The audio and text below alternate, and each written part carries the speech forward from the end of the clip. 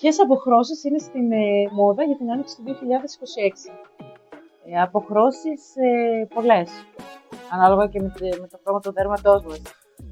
Προσωπικά εμένα μου αρέσουν οι τεχνικές που έχουν έτσι βαθύ φόντο, σοκολατή φόντο και τα μήκη άκρες έχουν τεχνικές μπαλαγιάς με ανοιχτότερα χρώματα. Πάρα πολύ. Αυτό θα πρότεινα δηλαδή για την άνοιξη του 2026.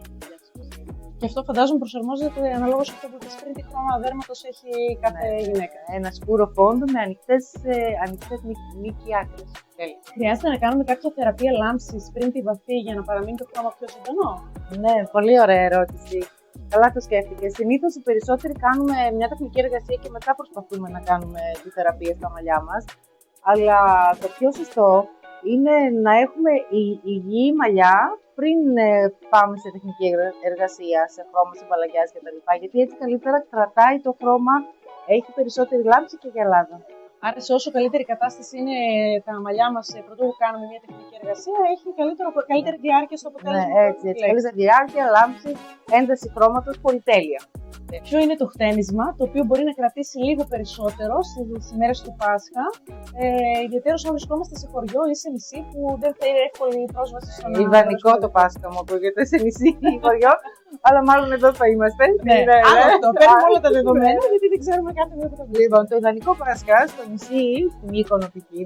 είναι να έχουμε τα μαλλιά μας ανάλαφρα, χτενίσματα, ίσως να είναι φτιαγμένα σε πλεξίδες, να είναι με κάποιες τεχνικές και ένας φυσικός σχηματισμός τέλος πάντων. Όσο γίνεται δηλαδή να είμαστε κοντά σε κάτι πιο φυσικό για να έχουμε καλύτερη διάρκεια.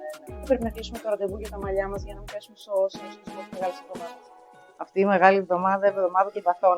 Παίρνουμε τελευταία στιγμή τηλέφωνο. Εβδομάδα των παθών τη λέμε. Καλό είναι να κλείνουμε το ραντεβού μας 10 μέρες πριν. Έτσι ώστε να μην έχουμε και την αναμονή στο κομμωτήριο. Και ακόμα πιο σημαντικό τι είναι, να καθίσει το χρώμα, με απλά λόγια. Δηλαδή όταν θα βαφτώ λίγες μέρες πριν και θα προλάβουν να μεσολαβήσουν και λίγα λουσίματα, θα καθίσει το μπαλαγιάζ, θα καθίσει το χρώμα, θα καθίσει το κούρεμα. Δηλαδή θα είμαστε πιο έτοιμες για τις μέρες του Πάσχα. Άρα σε καμία περίπτωση να μην υπολογίσουμε τελευταία στιγμή ότι θα μπορέσουμε να βρούμε και ραντεβού και να τα έχουμε όλα όπως θέλουμε. Ναι, και η αναμονή είναι ένα πρόβλημα, αλλά το χρώμα, δηλαδή αν θα βαφτώ Μεγάλη Παρασκευή, δεν θα είναι το ίδιο το χρώμα. Σαφώς. Ναι. Θα έχει καθίσει πολύ καλύτερα αν το έχω βάψει μια εβδομάδα πριν. Πολύ ωραία.